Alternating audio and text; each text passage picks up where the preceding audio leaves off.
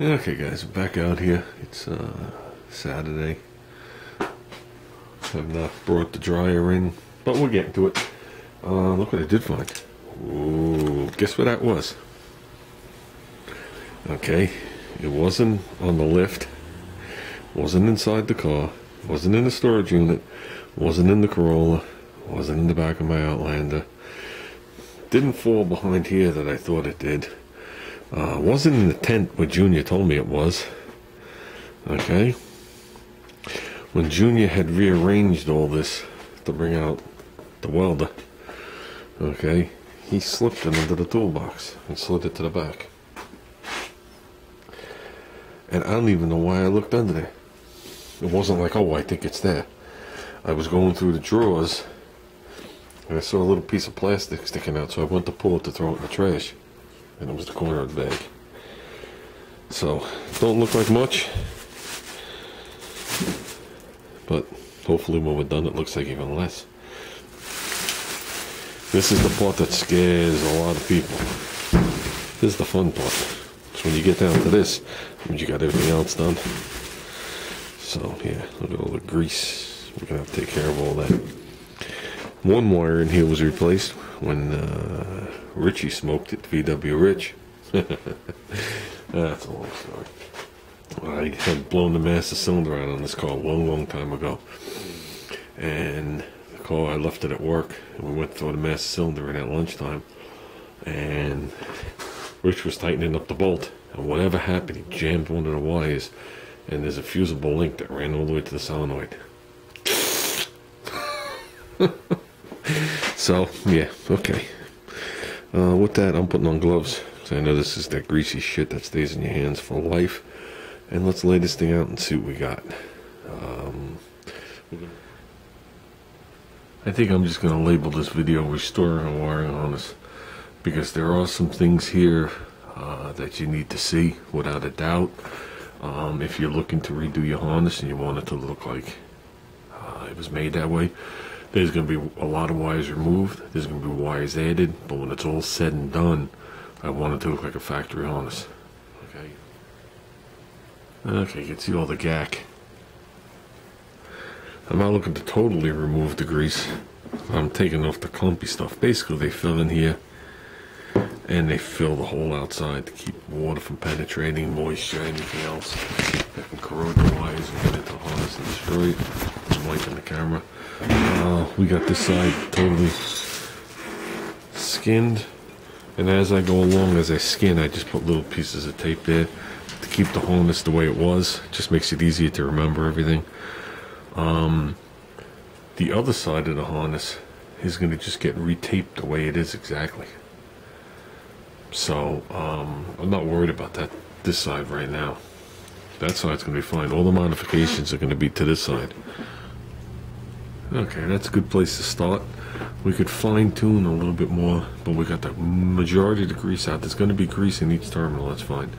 We got the majority of the grease out, off the bolt and all that stuff. I blew it out, it's dry. I'm going to lay this thing in the car. We'll see what we're going to figure out now. Okay, this is where it all starts. Headline harness, down into the wheel. I'm not worried about it. That truck goes in. I know it goes along the firewall. Let's look at to see what we got. Let's see what some of this crap is. What is that? Don't have a clue. Something related to the 6-cylinder. To me, that one in the back looks like an engine ground. The other connector, I'm not really sure. Okay, if you really want it to look factory, what you do is, if you have a connector you don't need, you clean it up really nice. You tape it up, and you just leave it sticking out like that. That looks nice, not hanging somewhere. Yeah, this looks like an engine ground to me, because it has the grease on it in one bolt. So we'll come back around. Now something here has to feed the... There you go. Just look. Something has to feed the wipers. 4 wires. Sounds about right. A couple of speeds in a park. Yeah, okay, we're good there. This still looks like an engine ground. I don't think it was grounded to the firewall. That doesn't make any sense to me. Come around here. I know I got the one wire for the hood light. We got this right here. And we have this right here and this right here. Okay, one of these is going to do the blower. I don't remember what kind of connector was coming off of that. I thought it was just a little pigtail, so this might be the blower. We'll confirm. This or that is for that. This is for the hood light. So all the wiring from here around is good. This one right here, I have to double check. I don't remember if that's the oil pressure sender, the light, or the coolant temperature. I'd have to look. That's real easy to figure out. So all this wiring we're leaving, okay, it'll all be taped up nice and stick out as pigtails. Okay, it's when you get to down here is where the eliminations are going to start. Like this big fat one here, we don't need anymore. This big fat one here, we don't need anymore. Do you have to trim these all the way back? No, but I'll guarantee you they don't go all the way back. I'll guarantee you this connector and this connector join together with some wires that interchange, and then only some goes back. So yeah, let's sort this stuff out. Okay, those three connectors we just saw, the compressor will turn off in a second, which is this connector, and somewhere's the other one, doesn't matter. If you followed it back, you realized that these two, that this whole thing right here is this whole little harness, and then this additional yellow wire. Okay, so basically we could easily remove this, and the way I'm going to do this is I am going to right now just snip it right here. Okay, and I'm going to leave that yellow wire with that thing. I don't remember what that was for, so we could shorten it up later, and then this will stay its own little separate little harness. So this one does not go all the way to the back. So let's just snip this. Okay, as far as I'm concerned, this harness is done. Just needs to be cleaned on the engine edges and taped. We already went over here, all this. Okay, this came out as an assembly with the snipping of a wire. Okay, I removed this connector, but left the wires in the harness. Okay, laid this all out. And basically what I do is I'll put a couple series of tape loops throughout. So as you're taping, you don't get that clump of wire that you gotta go around. This way they're all stretched the same length. And I will hold my tape back far at the end. And the reason I'll do that is now I'll come in here and I can remove this piece of tape here, and I'll clean the last, I don't know, 2 or 3 inches of wire, like some lacquer thin, and make them look brand new. Then I'll bring it up and cover up the dirt into the new, because you never want to tape to the end if you don't have to. That looks terrible. And then people could see the colors of the wires, and this all looks shiny black. Same with all over here. None of the layout of this has anything to do with 6 or 8 cylinder. This is all running down the firewall, down the fender well, to the solenoid, to the battery. So all this stays the same. Okay, the things that were going to be different was the coil, but that's been removed out of there. The connector to the distributor, that's been removed out of the harness. Okay, these are the things you see here. We're not worried about any of that. And where the alternator was, but the alternator is in the same exact spot, believe it or not, within I guess an inch or two, because that's where it lands on the 6-cylinder, right there, down low and right there. So there's the stud, there's the connector, and somewhere in here in this stuff is going to be this and this. Okay, and like I said, this will all situate itself as soon as you mount the solenoid. And that is pretty much it for the harness. Okay, guys, that's a little nicer. We will give the edges of the harness that one final touch. They've been cleaned, but the last thing I clean them with, believe it or not, is a little piece of Brillo and a little Fantastic. And I'll just give them a little rub and dry it.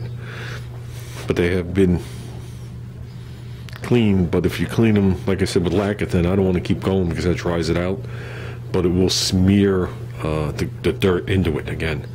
It doesn't damage the wires or the traces or anything, but you don't want to keep going with it. We'll start to discolor and make things brittle. So you give it the 1 or 2 wipes and call it good. And you do it with paper towels, stuff like this. So basically that's masked.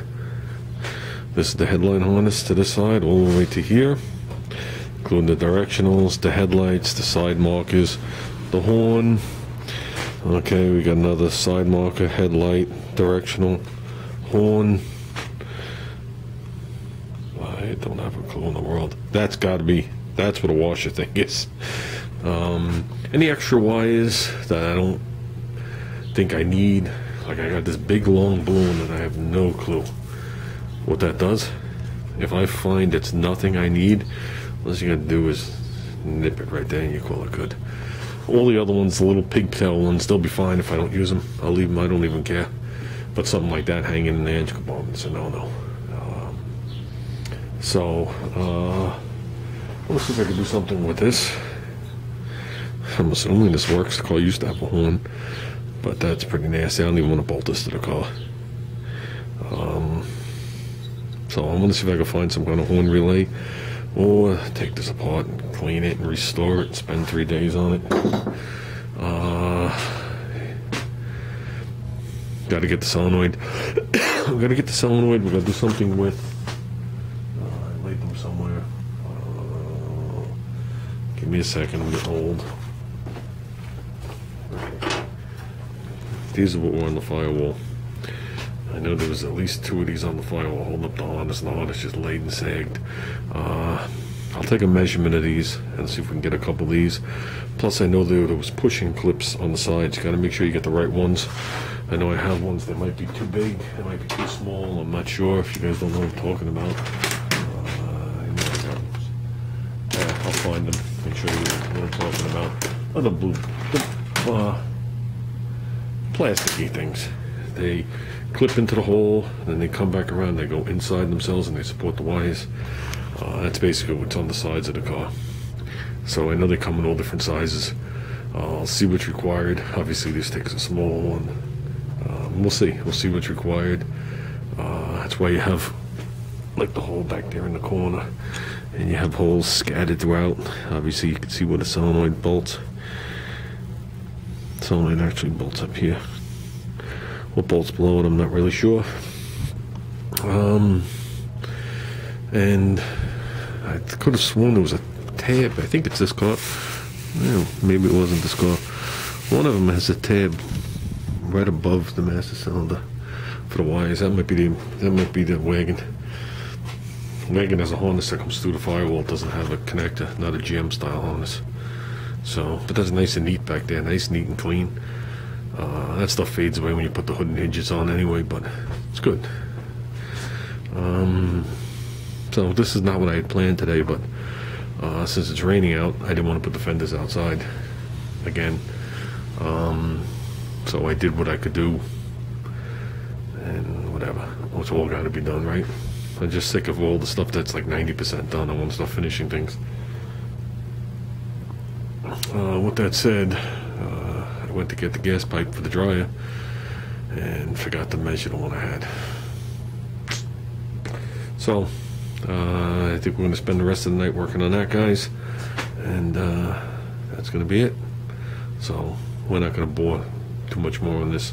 Well, let me put it this way: next time you see anything on the harness, it'll either be completed or I'll be working on the secondary harness. How's that sound? That's better. I think you guys pretty much know what this stuff does and where it goes. So total investment about $3 if I didn't get the tape for free. So, and Obviously roll like a corkscrew, and I do 50% overlap. So where the line is for the last one, I put the line next to it. So the whole thing is double thickness. And the reason I do that is not for protection. So when you start bending the harness left and right and the tape starts to pull, it doesn't pull away and you see the wires. So if you come too far and you don't give it enough overlap in time, this tape does shrink, and you do put bends in it. It's nice because this was taped in this bent position, but you will see the you will see the wires. So with that said, we're out of here.